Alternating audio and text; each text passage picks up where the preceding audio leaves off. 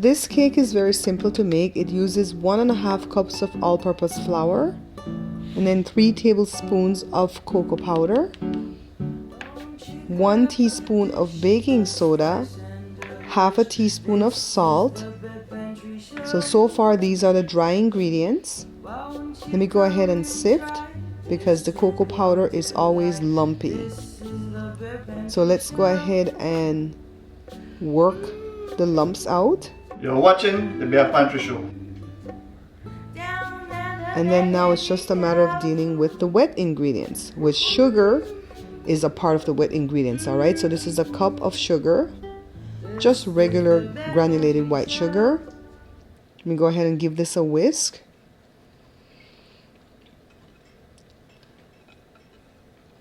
It uses distilled white vinegar, 1 tablespoon, which I've added to the oil. The oil is 5 tablespoons, and I totally forgot that it needs some extract, like a teaspoon of extract, all right? Now let me go ahead and add 1 cup of cold water. So this is one of these 1 bowl cakes. And if you notice, it's not using any eggs or any butter, so this can be classified as vegan. Don't get too excited though, guys, because the frosting that I make for this cake is not going to be vegan because I don't happen to have a great vegan frosting yet in my repertoire, right? So just go ahead and use your whisk to go ahead and mix it up well like this. It's a thin batter.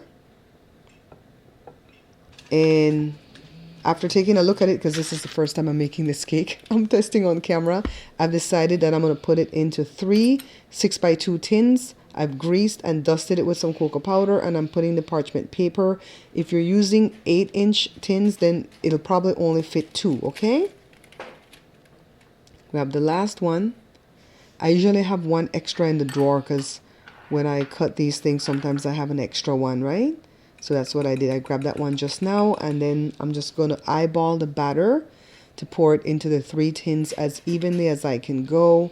I'm not really professional about my cakes. I don't weigh and measure and, you know, put things in cups, and I just eyeball. It is what it is. So the oven is preheated to 350 degrees Fahrenheit, and I'm just going to go ahead and jam the tins in and set it for 30 minutes. In 30 minutes they were done because the toothpicks came out clean. Well, the 1 toothpick that I put into each cake came out clean. I'm going to sit it here for like 10 minutes and then go ahead and dump it out, all right? So they swell up pretty nicely, pretty evenly too. You go ahead and release it from the sides with a knife and then put it on the wire rack. So the tins are still warm, but not, you know, not to the point that I'm going to get burned. So I'm going to go ahead and peel off my parchment paper. This ensures that it won't stick on the bottom. Let me flip my cakes over. I don't like the indents from the cooling rack to be on the top of the cakes. Just my thing. And then I'm going to make this frosting. So I have some powdered sugar in the bowl already. I'm going to put the ingredients down below in the description for you guys, okay? So I've added some butter that's softened but not melted. And then I did not forget my vanilla extract this time around for the frosting. So that's the 3rd ingredient. And then now the melted baker's chocolate. And I melted it on the stovetop over a pot of boiling water in this heat safe bowl. So now it's ready. And notice I didn't take out any kind of hand mixer or anything, right? Everything is with spatula and whisk. So now it's time to decorate the cake. So I put the first one with the pretty side down and just plop some frosting here. Spread it out evenly. And then put the second cake with the bottom side to this side. So bottom to bottom. It's looking pretty tall, right? Put some more frosting. And then the 3rd cake. And then I'm just going to put a lot of the frosting on the top and then start pushing it off to the side. And then use my little spatula right here to just go ahead and frost the sides of the cake, all right? Notice I didn't do any crumb coating or anything like that when it's just cakes for us to just eat at home, you don't have to do all that stuff. It's like when you want to take it somewhere. And if you notice, the size of this cake came out pretty good. It wasn't a whole bunch of crumbs anyways. So go ahead and frost this real well. If you hear somebody snoring, it's not us, okay? It's our Black Lab Wednesday. She is asleep and snoring. So now I only have 2 moves, maybe 3 moves when it comes to decorating cakes. And I'm going to show you 2 of them right here. The third one is if I'm going to decorate it with candy and cookies and stuff like that on the top, right? So see, I'm using a spoon just to make these little peaks. That's one of my moves. Yay. But normally I would make the frosting look a little bit more neat, right, when doing this. I'm just kind of rushing here. So if I don't do this, what I do is use this tool that came with this knife kit that I got from somebody a while back. It's an old school knife kit, but it came with this thing here. I think it's to serve ham or deli meat or something. And I just do this to the cake. Go around and just make these lines. And that makes it look decorated. It gives it some texture, right? See? I like this one better than the spoon. I'll be honest with you guys. I like the lines. And then now it's time to cut into it. The knife is going in pretty easily, so it's not a tough cake on the inside. Somebody sent me this cake. They got it off of Facebook. Put it on the plate. See, what happened was I couldn't taste the cake on camera for you guys because Joshua ate all the cake. Joshua, did you eat the whole cake? Most of it. Jada had 1 piece. The cake only served 5. He didn't eat it alone though. The cake only serves 5. Jada took 1 piece. Joe, did you take a piece of that cake? Did you have a piece of that cake? I'm a Tbsp. Okay, so Joshua ate 3 pieces over the course of like 3 days.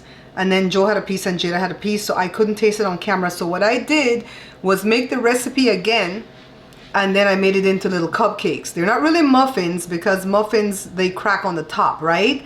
So these are cupcakes. I made a glaze, just some chocolate chip and some lactose-free milk for this glaze. Okay? Now, let me tell you about the taste. This is still warm, so I'm gonna go into it with a fork. It doesn't taste bad. And if this was the only chocolate cake you knew how to make, then yeah, you would say, oh my God, it's the best chocolate cake. But because we have another chocolate cake here at my page that's called Simple Chocolate Cake, it's in my books.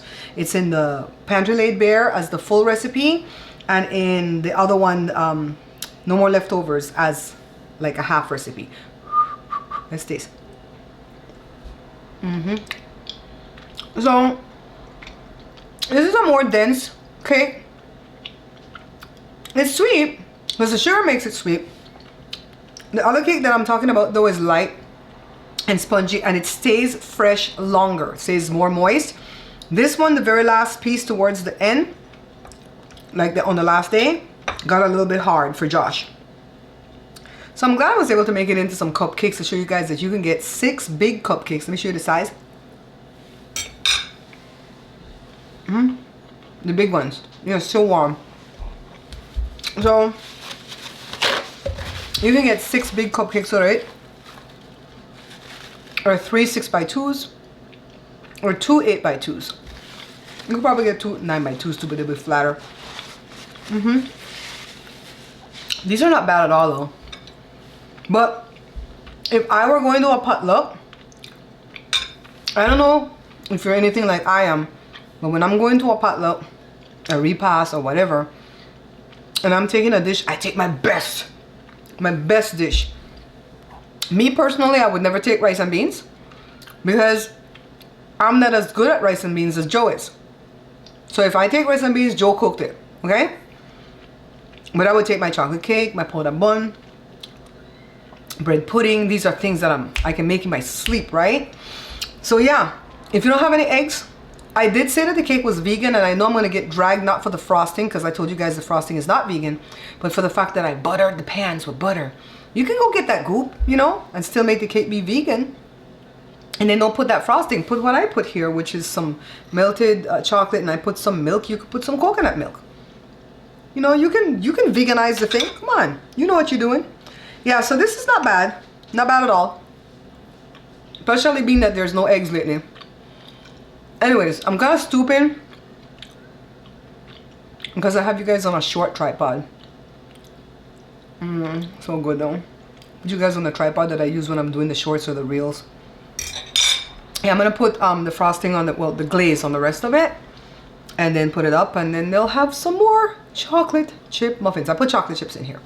Anyways, guys, if you like this video that I've produced here for you today, go ahead and look at this one that I have lined up for you, all right? Stay on the page and watch some more. Just, you know, binge like you do with Netflix and stuff, all right? Thanks, guys. This is the Beth Angie Show.